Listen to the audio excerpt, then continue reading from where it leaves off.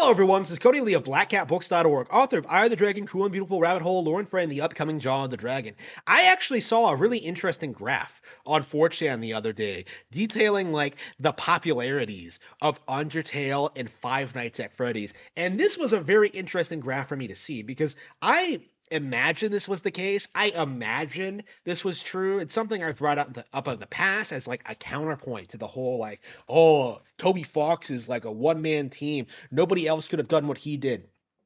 Like he's one of the most successful games ever, indie games ever, right?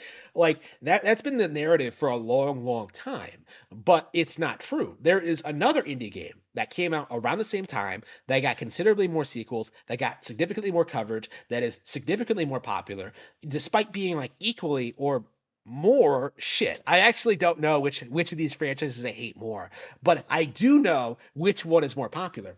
That's right. Five Nights at Freddy's made more money and is far, far more popular than Undertale ever will be at any point in its relevancy. Like Undertale, if anything, has like dipped like massively over the past like 7 years. It's remarkable just how little Undertale is discussed in online forums, in on 4chan, on YouTube, like at all. Like this is supposedly one of the best indie games ever, and yet it doesn't have like any semblance of like a community behind it or anyone who cares or remembers it at all outside of talking about like how much money Toby Fox has made, right?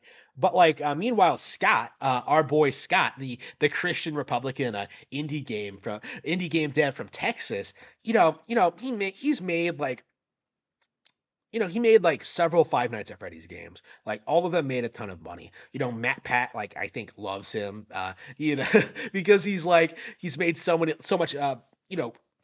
he's done so much coverage on like the FNAF franchise and stuff like that. Like, there was deep lore speculation. There was like, streams, like reaction streams. Now, all of this was like really dumb. Obviously, like Five Nights at Freddy's as like a video game property is like objectively terrible, right? It's just really bad. But there's no denying the reality.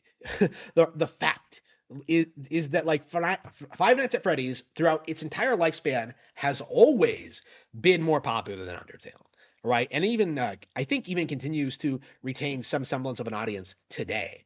Obviously I'm not like an expert on that. I think YouTubers kind of disavowed Scott after it came out that like he's a MAGA guy, that he supports like our President Trump. That like, oh, that's such a despicable thing. That is such a horrible thing for a game developer to do. Real game developers go to Japan and go to indie game conferences and tell people to like and try to tell game devs about like Black Lives Matter. That's what a real indie game does. Real indie game developers go to Sakurai's house and play Super Smash Bros. With him. Like that's what a real indie game does. It's just it's the legend of like Toby Fox and like his rise to relevancy. It's a facade. It is that has been like the purpose of kind of talking about this kind of thing, is talking about Toby Fox so much, is kind of like getting it across through your thick skull that it is true, that Fox just isn't nearly as big of a deal as people make him out to be. Toby Fox cannot remain relevant in the indie game scene. In fact, I would argue he never was.